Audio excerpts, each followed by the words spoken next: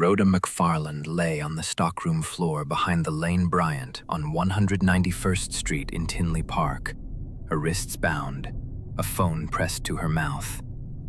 Under harsh fluorescent lights, an unidentified man paced in front of 6 women, calm enough to take his time. Rhoda whispered to a 911 operator while the gunman tilted his head, listening. Then his arm rose, and the first shots tore through the back room. A first responding officer shoved through the front entrance, fingers locked around his radio, as red and blue patrol lights skated across mannequins and clothing racks. Saturday daylight poured through the big windows, bright enough to make the store look open for business.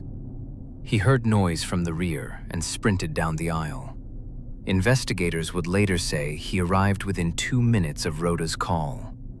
The gunman, somehow, was already gone. But to understand how a killer vanished that fast, you have to step back to Saturday morning, February 2nd, 2008, at the checkout counter near the storefront.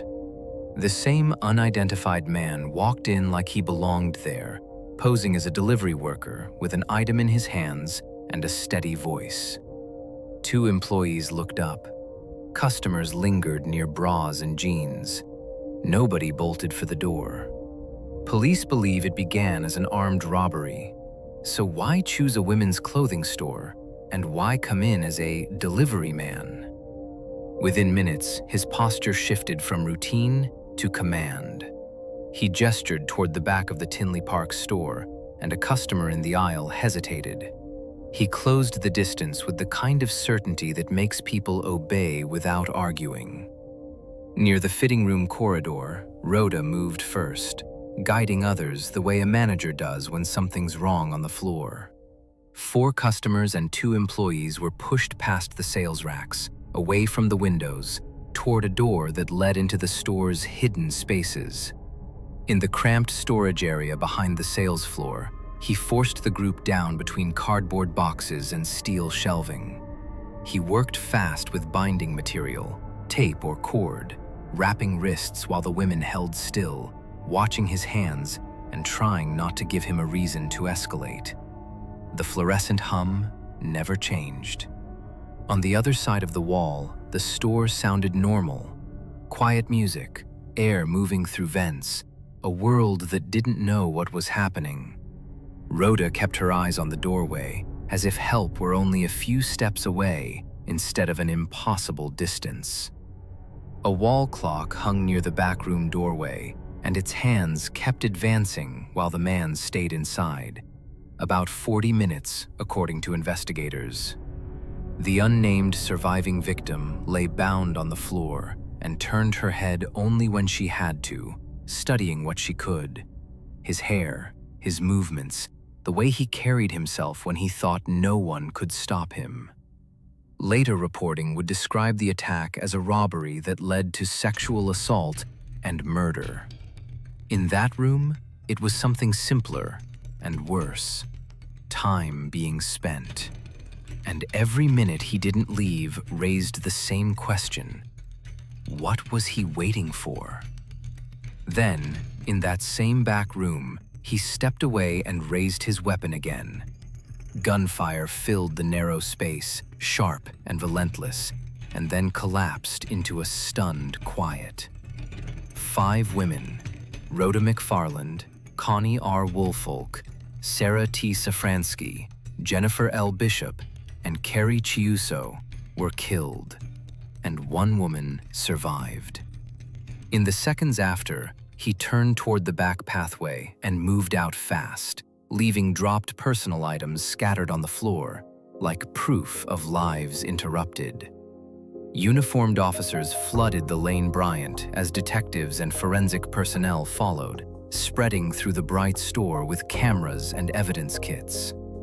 In the back, a forensic worker in gloves knelt to photograph the bindings and bag items, while another swabbed surfaces investigators believed the gunman had touched. Near the front windows, the surviving victim was guided out carefully, wrapped, supported, passing racks of clothing that still hung straight on their hangers. The case now depended on two fragile things: what she saw and what he left behind. Inside an interview room, a composite artist sat across from the surviving victim with a sketchboard, a detective's file open on the table between them. The artist adjusted a jawline, reshaped an eyebrow, softened a nose, and waited as the witness leaned forward and pointed. "Closer, not that. Change it back." Page by page, her recollection became a face. A black man described as late 20s with cornrowed hair and a receding hairline. The finished sketch slid across the table like a delicate answer, and investigators emphasized what it was and what it wasn't. Testimony, not DNA. Months later, in a living room washed in late afternoon window light, Mike Hudek lifted a framed photo of his sister, Carrie Chiuso, and set it beside a baby picture labeled with the same name. His daughter had been born one day after Carrie was killed, and he named the child after her, an act of love that also measured time in the cruelest way. Hudek stared down at the frames, jaw tight, and said, "At the end of the day, somebody knows, and shame on that person for keeping it quiet so long." In a cool-lit evidence review office, a forensic analyst slid a DNA report across a desk to a detective, then shook their head in a small, practiced motion that said the same thing without words. No match. The detective pinned the composite sketch to a caseboard and placed a reward notice beside it. $100,000 still offered for information leading to an arrest. By then, the case had two anchors, a living witness and DNA from the scene, yet neither produced a name. The evidence stayed. The years moved. On February 3rd, 2026, Charlie Min sat in a dark edit suite, scrubbing through footage on a glowing timeline as he built a new documentary around the Tinley Park killings. He leaned toward the monitor and argued that public pressure is the only force left, saying, "Tinley Park PD will not solve this case. Social media will." The next day, in a bright press setting, Police Chief Tom Tilton faced microphones and read a prepared statement, insisting, "This investigation has never stopped," while the town's leaders echoed that the work continues. Back outside the 191st Street storefront, a detective's hand pressed a fresh print of the suspect sketch onto a bulletin board, smoothing the paper flat as overcast light softened the empty parking lot.